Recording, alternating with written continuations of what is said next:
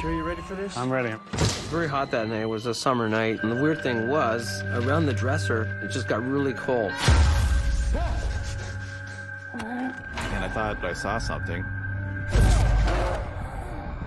I felt something grab my wrist. That scared me. These things were demonic. I don't think that I'm crazy. I didn't know what to think.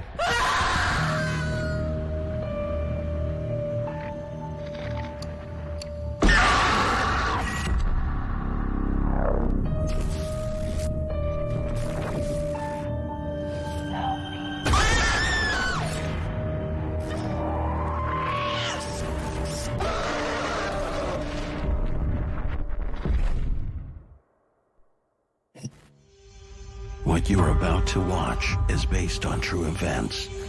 Some details have been altered to protect confidentiality. My name is Ronnie, and I work the night shift.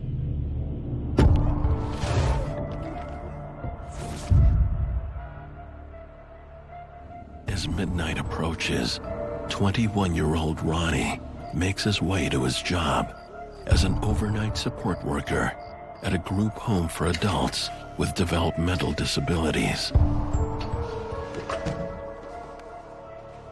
Hey, Kyle. Hey, Ronnie. Good. I got hired at a group home. I had agreed to work night shifts every weekend, so every Friday and Saturday night. Yo, you get some rest, eh? You too, but not too much. All right, sounds good. Take care. You too. The night shift starts at 11 p.m. and it runs until 7 in the morning.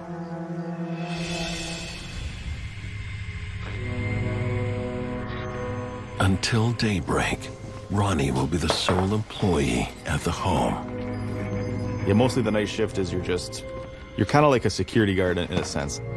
You're making sure everything's clean, you're making sure that the place isn't going to catch fire. All the people who live in this house were sleeping. I try to be as quiet as I can. I don't have the lights on, I don't want to wake people up.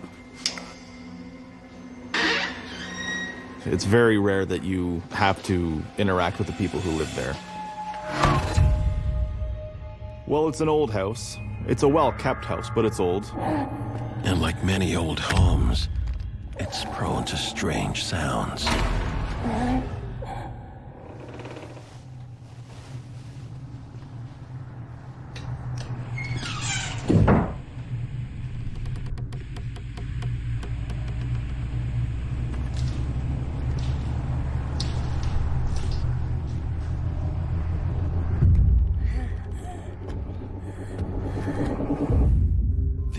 Are long and lonely, but Ronnie doesn't mind the solitude, and the pay is good.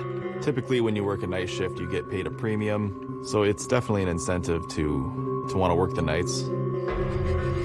As Ronnie settles into his evening routine, things take a turn for the strange. I'm just sitting in the office. Suddenly I heard this noise, this droning sound.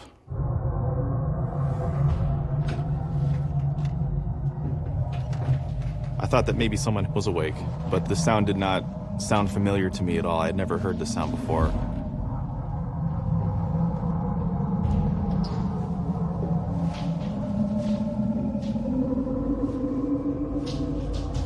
The interesting thing with the sound is, anywhere that I was in the house, the volume remained the same. On the first floor, the volume was the same. The stairs, the volume stayed the same. Second floor, it was the same everywhere. It was just this sound that, no matter where I was, I could hear it. What is that? The only time the volume changed was when I exited the house to see if the sound was coming from outside. There was no sound at all.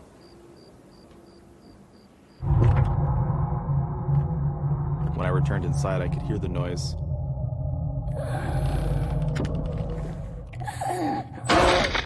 The noise stopped, and I thought I saw something, but I couldn't be sure.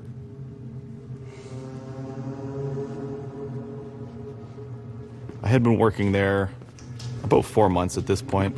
This was the first experience that I had that I couldn't explain. But things are only just getting started.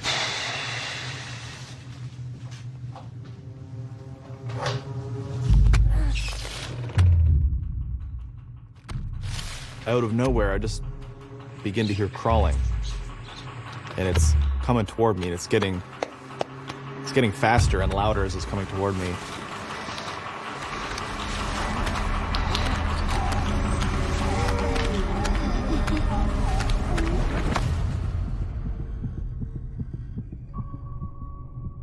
My heart was beating really fast. And I don't think that I'm crazy. I think that for the most part, I'm pretty level-headed and logical. I was sure what I heard. I knew that I heard something. So I called my friend, who was the night supervisor, and I just said, man, call me crazy, but are you here? I just have to rule this out. You're not in the building, are you? No. Why? So he tells me he's not there. My heart falls to my...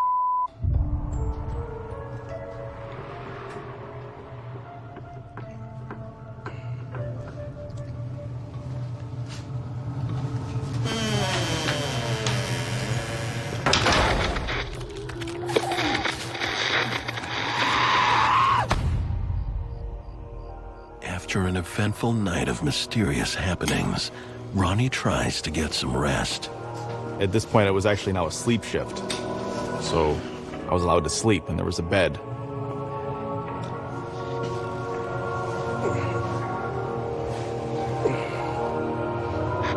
But not everything in the house is sleeping.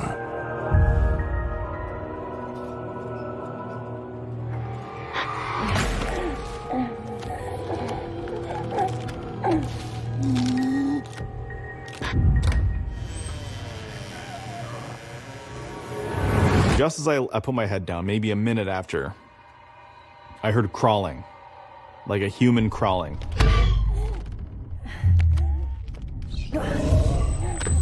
And I opened my eyes. And it sounded like it was coming directly towards me. But my back is facing it, because I'm on my side. So it's coming from behind me. And I could hear it crawl right up to my bed, and as soon as I got to my bed, it stopped. And it was the most scared I've ever been in my life. Like ever. Like, ever.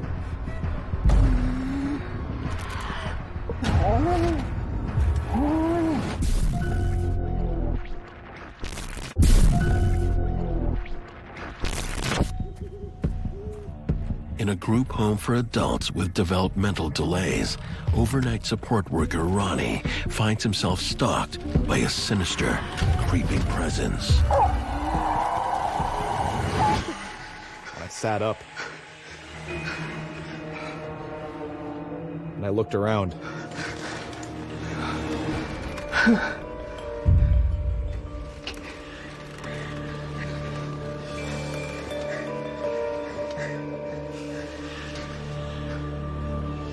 Couldn't see anything, but I was rattled. Like, I was shooken up.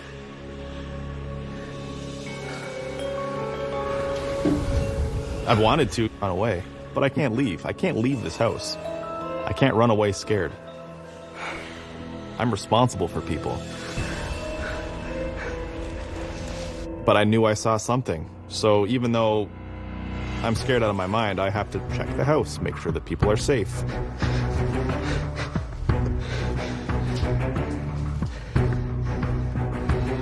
And I searched the house.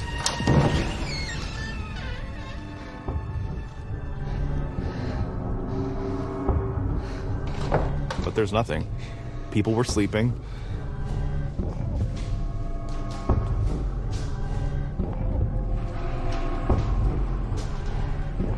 I checked the second floor.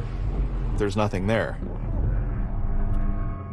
So I went back down. The last place I had to check was the kitchen.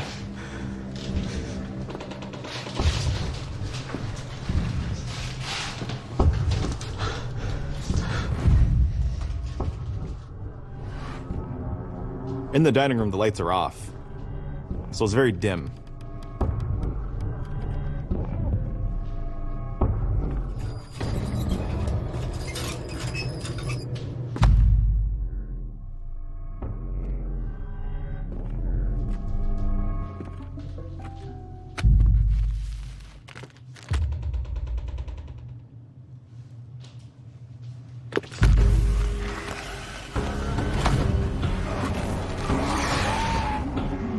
is that? This thing was crawling toward me.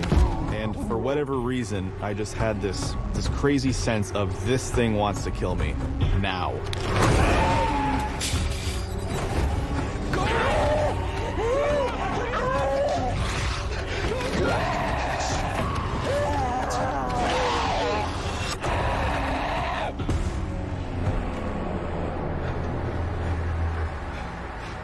For all intents and purposes, I'm trapped in a house with what I think is an entity who wants to kill me.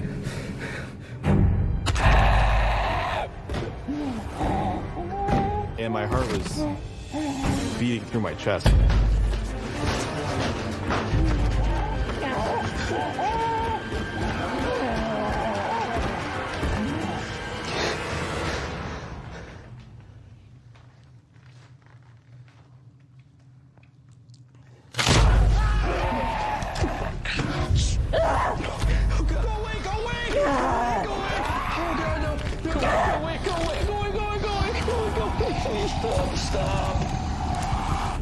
And when I got to right in front of my face, it let out this noise. And I actually yelled.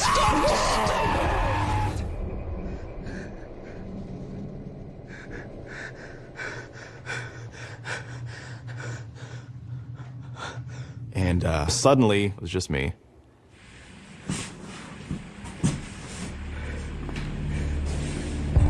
Ronnie did the right thing by shouting at the spirit, because what he did was he was focusing his energy to a point which repulsed the spirit, which caused it to stop. Morning can't come soon enough. When his manager finally arrives to relieve him, Ronnie wants answers. Hey, Ronnie, everything okay? I told my night supervisor about the entity crawling toward me. And he knows I don't lie, I don't make stuff up. And he got me to tell him in as much detail as I could. Ronnie's manager has a surprising story of his own. I didn't want to scare you, but you deserve to know the truth. He recounts hearing a horrible incident that happened at the home. He told me that he heard a long time ago, when the day shift got to work, the night staff were nowhere to be found. And they were at a loss for words. They didn't know where the staff went, and the front door was actually wide open. And it turned out that that night staff was found shot and murdered.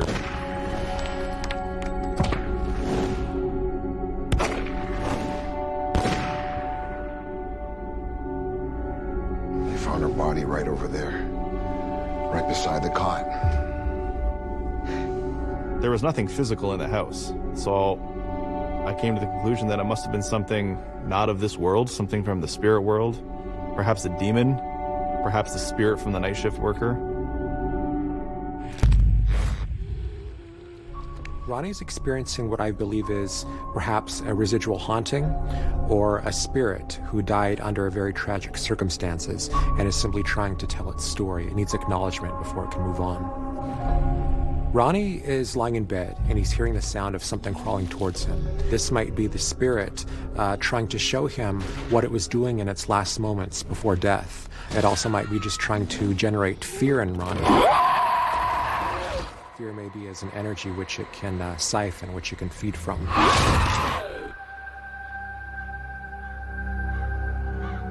I still work as a support worker. Great job, I love it. But I don't do night shifts. Don't do those anymore. As scary as I find it fascinating. Because I think we all wonder what happens when we die. And when you have experiences like this, I think that it paints a pretty clear answer for you.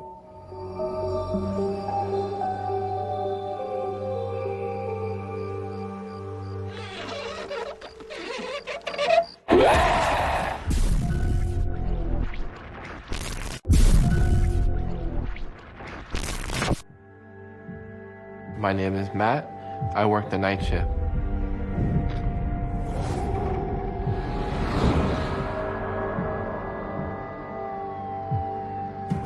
Worked in an office building. I was a security guard at night.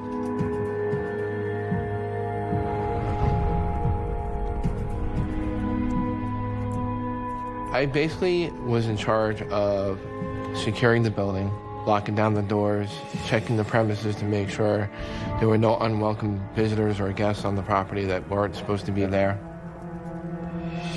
It was a really good job. I enjoyed working there, I have to say. My coworkers and the maintenance guys had some weird stories about the building. Still, I would approach things from a skeptical point of view.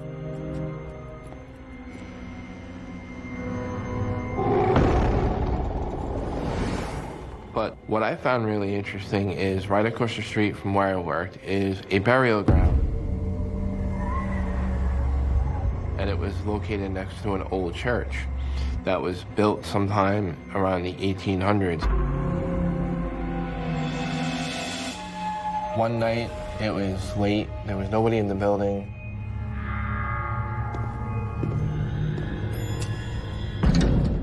It startled me. The only way these elevator doors were to open is if somebody pushed the button and there was nobody in the building.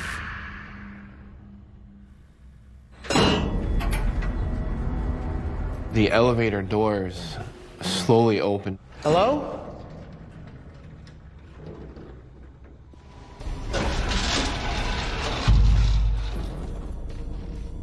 And they were just opening and closing by themselves. There was just no reason for that to happen.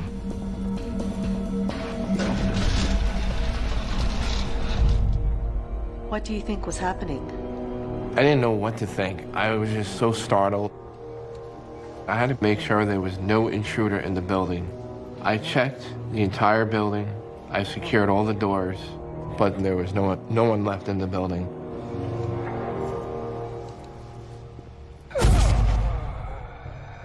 I thought I saw somebody. Hello? Hello? Can you stop? The person isn't stopping. I was walking pretty fast. I should have caught up to the person. This thing just disappeared. I thought that was weird. Matt can't let whoever it is get away.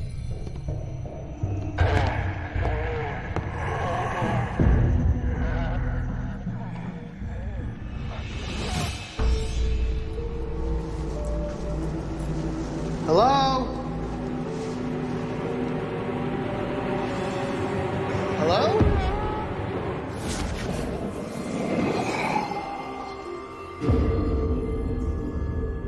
I don't know where they went, just vanished. Just when he seems to hit a dead end, the unthinkable happens.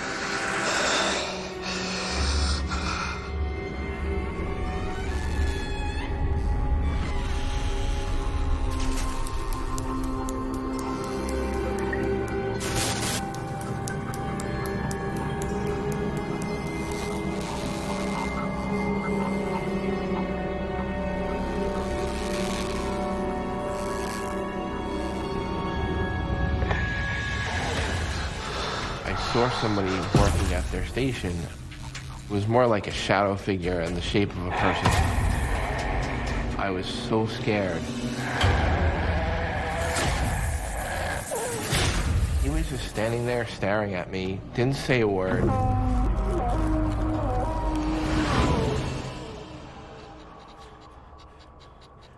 He just vanished out of thin air. Just vanished. That scared me. Honestly, it made me feel like, what's gonna happen next? I just had to get out of there. What are you...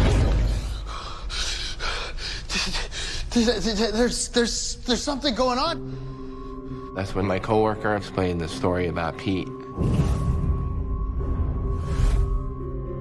There was a former employee that had passed away. They actually kept Pete's office exactly the way it was after he had passed away. Nobody goes in the office. Everything is still there as if he was working there. It was just really, really odd. Matthew discovers that the custodian's office is left untouched since the custodian died. Maybe it's left that way because somebody tried to rearrange things and the custodian got mad, or the custodian is still lingering around because everything is still untouched. They thought if they were to mess with his office that maybe he would come out and maybe freak them out or scare them or something. Don't go in there. I just, couldn't rack my brain around it. I said, what if I see him again? You just can't imagine the feeling that you have in your stomach. That is probably a residual haunting. A residual haunting is usually when a spirit is sort of just replaying itself on a loop because it's imprinted its memory into the location. Did you want to quit? I did want to quit, but then my wife, she didn't want me to quit. We had really good benefits there. I have to work, so I kind of just told myself to push through it. Matt returns the next night, but he's nervous. The only way I can explain it is that there's this fear knowing that something bad is going to happen to you.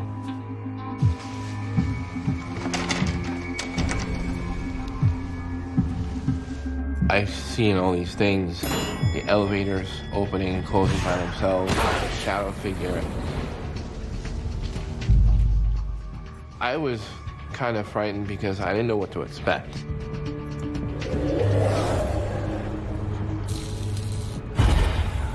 And all of a sudden I look up, I see this crazy figure. No!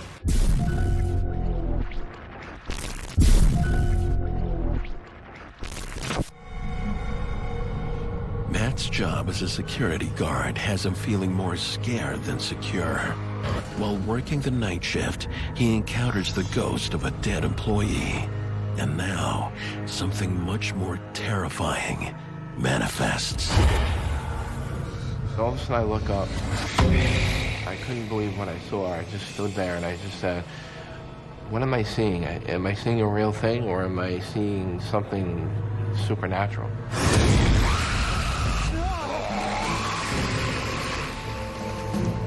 It was freaking me out. I definitely felt unwelcome. All I knew is I just wanted to get out of there and go home.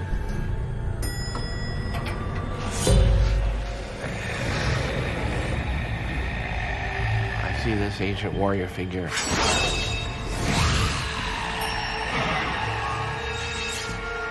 I felt like it could harm me or hurt me. If a spirit is powerful enough and there is enough energy in the area to draw from, then it could very well hurt somebody.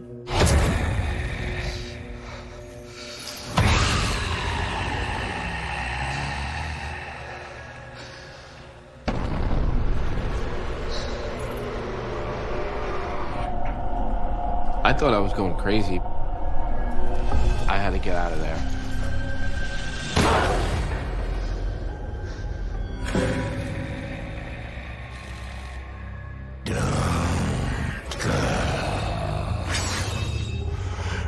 Thinking maybe I was hallucinating, but to me it's that's some hallucination to have such a vivid image of that kind of figure. And the ancient warrior figure just disappeared into nothing. And when he disappeared, what did you think? I couldn't wait to get home.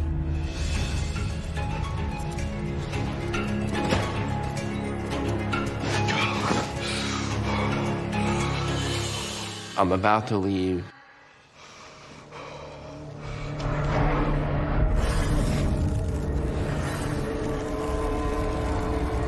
I just seen this black mass, darker than the shadows, and that's how I knew something wasn't right. And I just froze. Did you feel like you were in danger? At that point, yes. I was so scared because I felt unwelcomed. I felt like it wanted me out of there. It was dark, very negative feeling.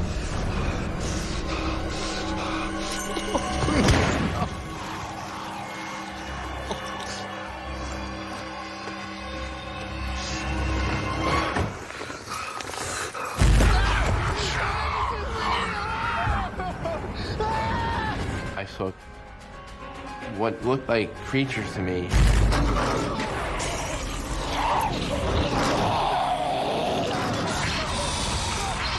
These things were demonic, and it almost seemed like they were getting ready to gang up on me.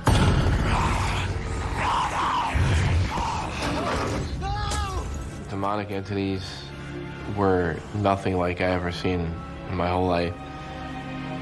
I was really scared. I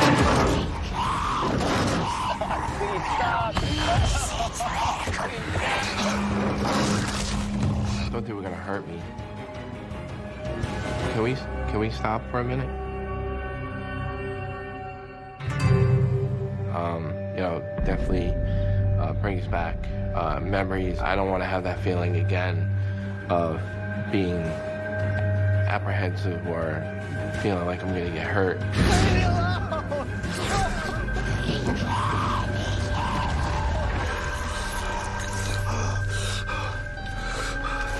I didn't want to get hurt.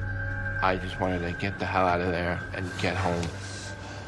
All the different types of entities that can haunt you, a demonic one is usually the most malicious because they are made of just pure negative energy. The fact that the shadow figures were very aggressive, to me that means that Matthew might be in danger.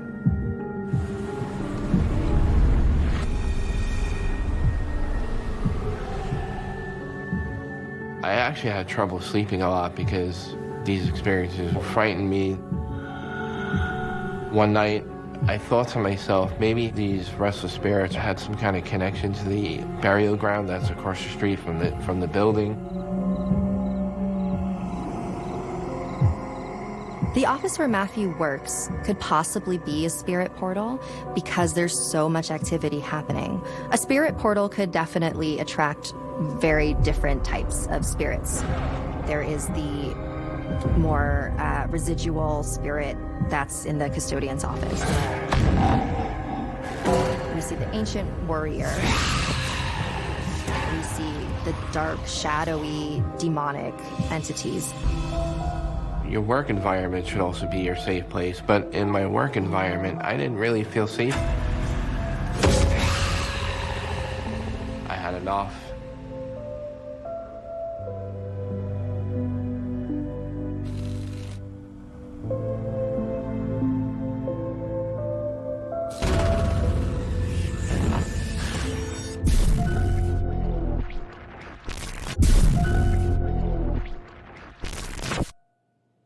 My name is Patrick, and I work the night shift.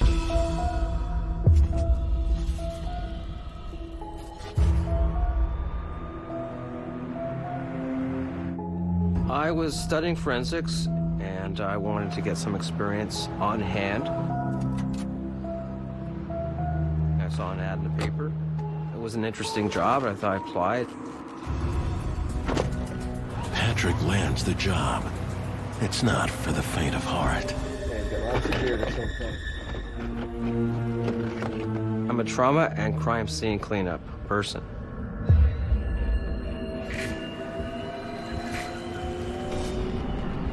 It was right in line of what I wanted to do, and it would place me in learning all about forensics and crime scene and cleanup and investigations.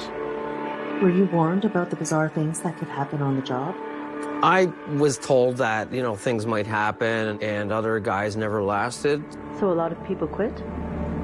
It's a big turnover, yes. A lot of people are not used to the fact of like being in an environment where there was death or crime, or some people who would commit suicide or murder. But Patrick isn't worried. Sure you're ready for this? I'm ready. I was skeptical. I really didn't think anything would happen. On one of his first night shifts, Patrick and his boss are called to a women's shelter. And it was very hot that night. It was a summer night. The police had left. The tape was still there.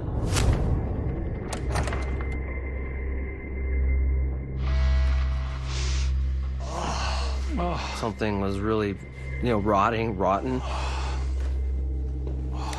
Get the dragon's blood? Yeah. We're also given a fluid to put under our noses called dragon's blood. And it would actually stop any kind of things going into your nose so you wouldn't throw up or get sick.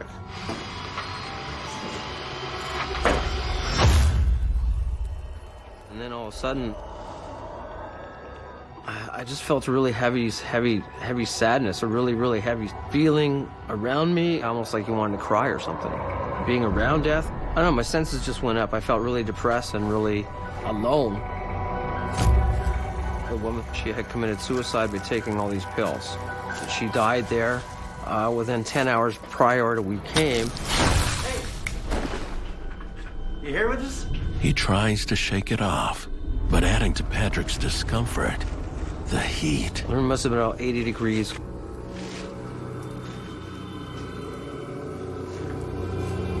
And the weird thing was, around the dresser, it just got really cold. Like, it's impossible because one side of the room was very hot, and I thought, well, maybe there's air conditioning going on. But nothing was happening. And it was all cold, like I put her hand like this, and it was all cold, like straight up and down, as if somebody was standing right at the dresser.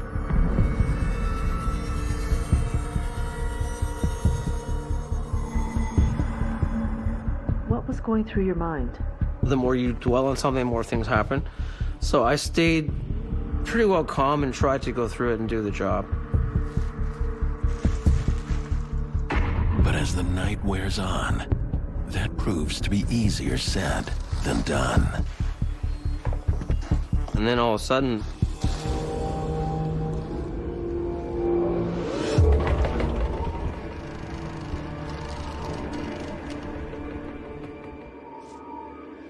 the drawer just came wide open. It was closed. It caught me off guard. You okay? Yeah. My boss didn't see anything. He didn't believe a lot of it. So it wasn't like something was haunting me or attacking me. So I continue on doing the job. But a few hours later, something breaks Patrick's concentration.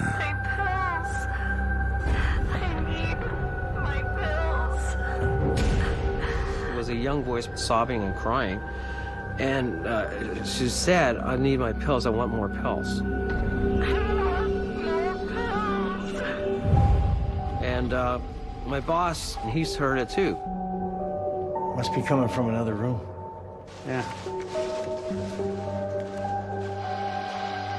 Patrick tries to focus on the job at hand.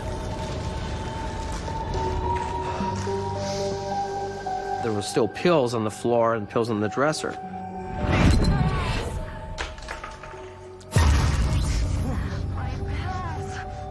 And I was staying opposite the dresser, and all the pills started moving around.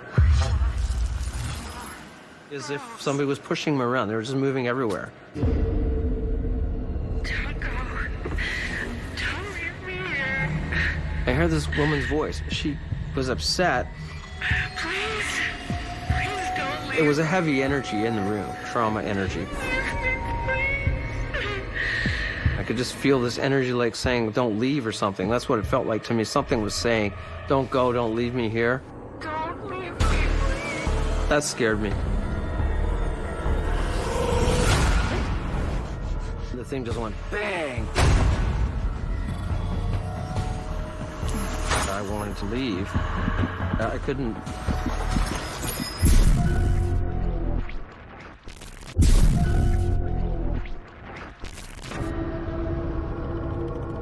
In the dead of night, as Patrick cleans up the scene of a suicide, he experiences some strange activity, from objects moving on their own to disembodied voices.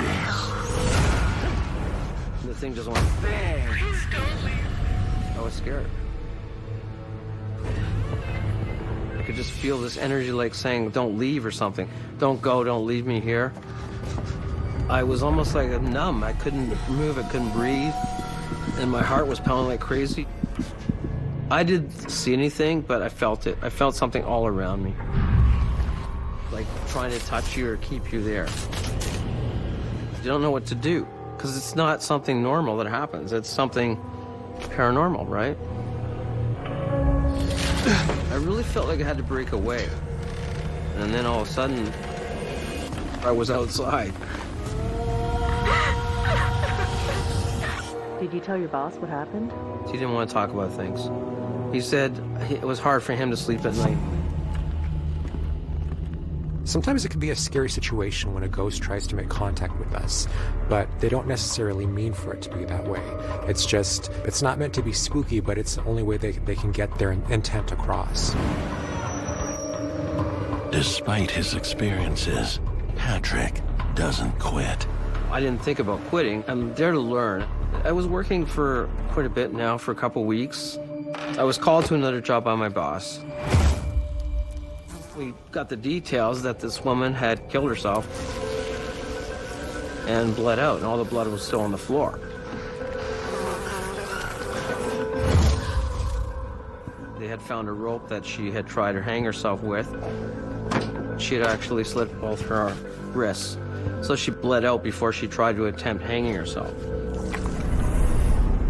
Again, I just felt this, like, really heavy, bad feeling.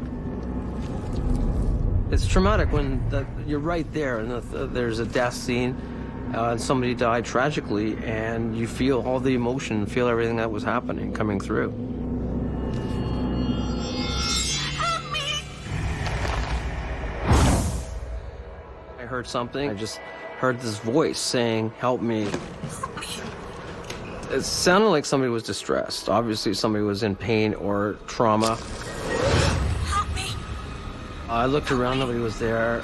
But something is trying to get his attention.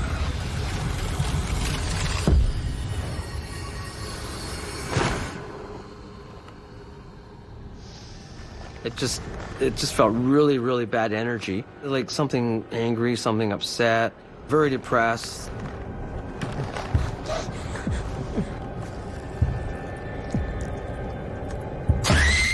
I felt something grab my wrist and just pulling really hard on it. It's like something was trying to cut my wrist. It was like a razor blade, and it really freaked me out.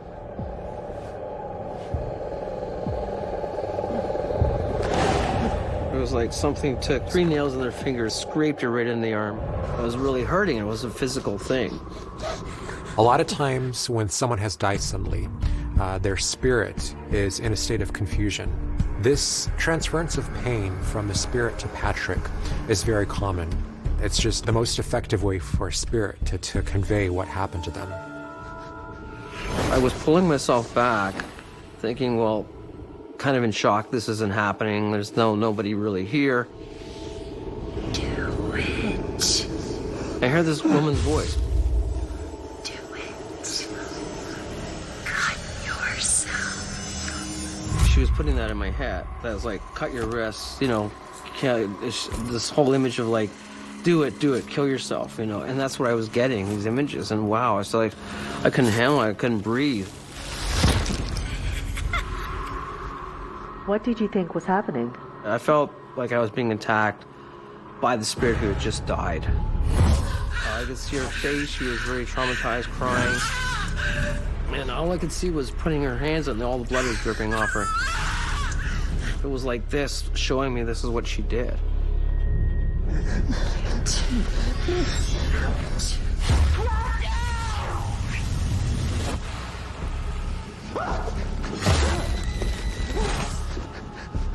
Patrick may be in danger because there are spirits that may be feeling anger or rage at the manner in which they died. Patrick is energy into his energetic system. I really felt like I had to break away. I couldn't get the images out of my head, and the feeling of death and everything and being around death. Did you fear for your life? I was scared. I really felt something was trying to latch onto me or maybe kill me. So it's pretty traumatic. Buddy, why'd you go running out like that? What happened to your arm? Gotta take a picture of this. Okay. I gotta document any injuries on the job, okay? Hey, just hold it right there. What is that?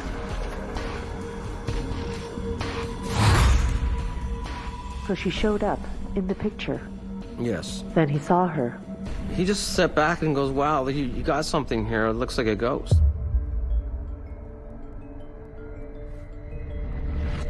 The spirit of the suicide victim might be making itself known to Patrick because it's seeking absolution, it's seeking confession, it needs a witness, it needs to confess its sins so it can eliminate its last earthly bonds and properly cross over.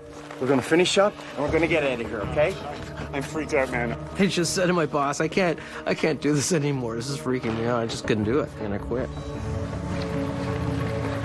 Working so closely with the dead would definitely increase the paranormal phenomena in Patrick's life. I think Patrick did the right thing quitting before these events escalated into what could have become a very harmful encounter. What's it like telling that story now? I still get freaked out about the stories. I haven't really told anybody, many people, and not even my coworkers, because a lot of people think you're going to make it up or it's not real, but when you actually experience it and have it and see it, it makes you think. Are you a believer now? I didn't believe it at first, but I really have no choice because I saw it and I experienced it, and it scared me.